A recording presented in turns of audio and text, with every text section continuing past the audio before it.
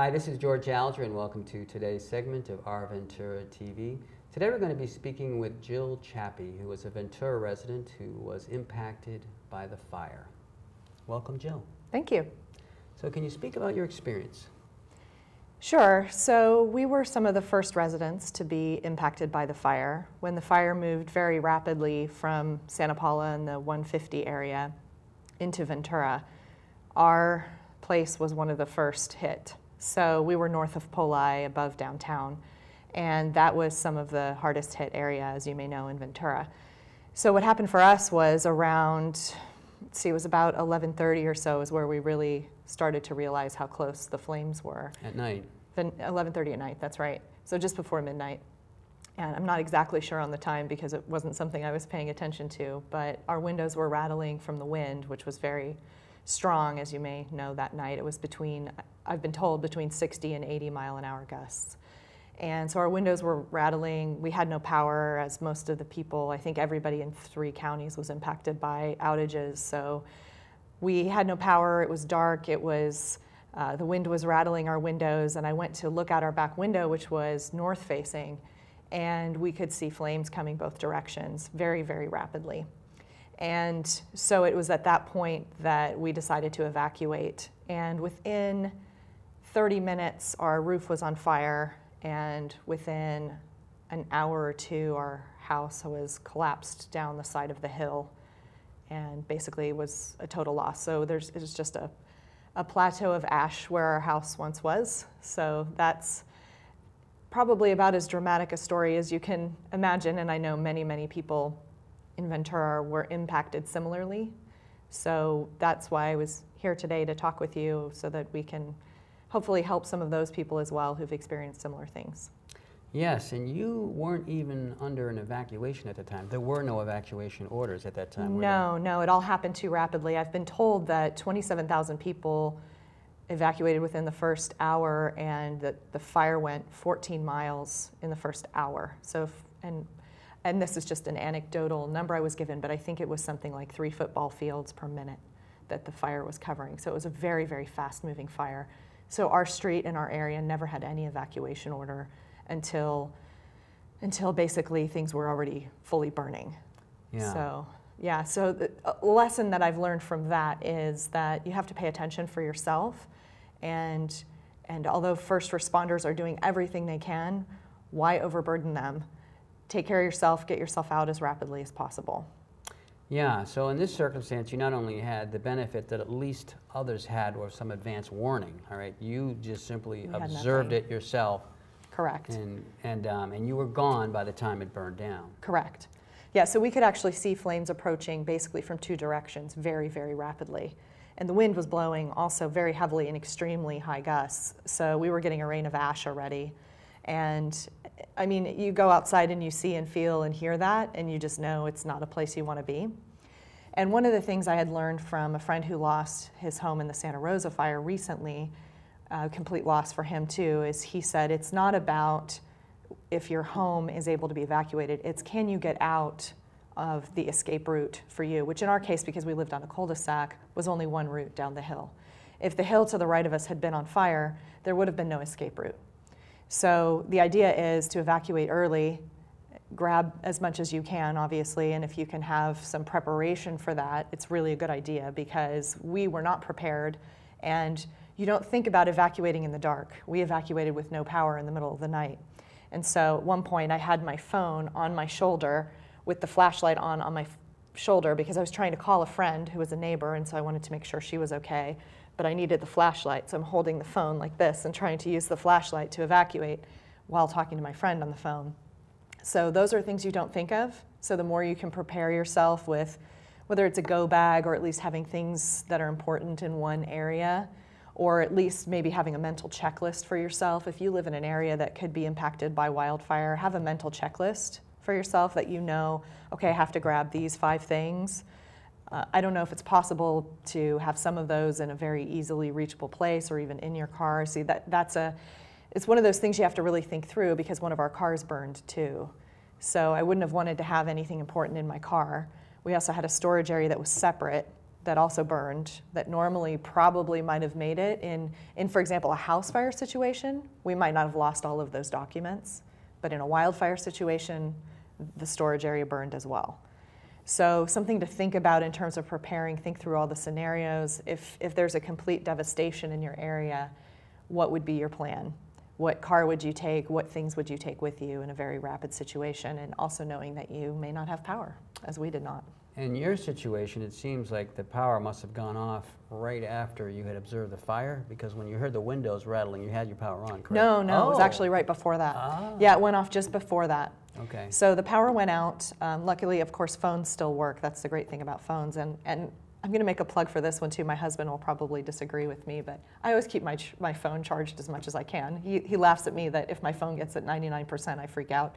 And that's really true to some extent. I always keep my phone as charged as I can, and I was very grateful for that because I had my flashlight available and I was checking updates on my phone. That's how I knew as much as I did, was actually through social media.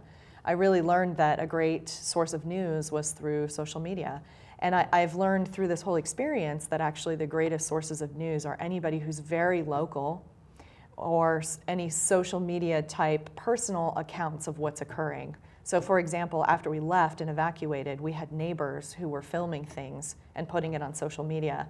Or we heard there was a Twitter account actually that was a dispatch for the firemen, and it was listing what street they were being dispatched to.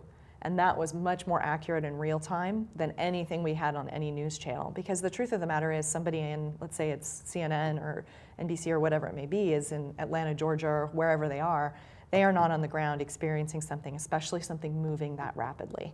It would be impossible for them to have updated real-time information. So your real-time information is best, social media or anything that you can connect into what's occurring right there locally at that moment.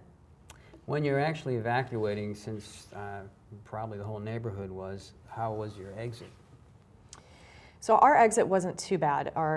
There were many, many cars, but it was not as bad as I think probably some people had of experiencing some traffic. It was interesting because we were seeing the news after we evacuated that the 101, for example, was crowded and there were traffic jams, and we didn't see a single traffic jam. You were the first ones out. Yeah, yeah. So I think it probably did pack up later, but for us it was fine in terms of getting out and evacuating our route. But again, that's why I would stress or emphasize to people who are in wildfire potentially dangerous areas that you should get out as soon as you can, or as soon as you know your area might be impacted, because you just don't know how fast it can go and how much conditions can change. I know that happened in Santa Rosa, that there were people who tried to evacuate and were completely unable to because the evacuation route was closed, not because their house was burning at the time. Right.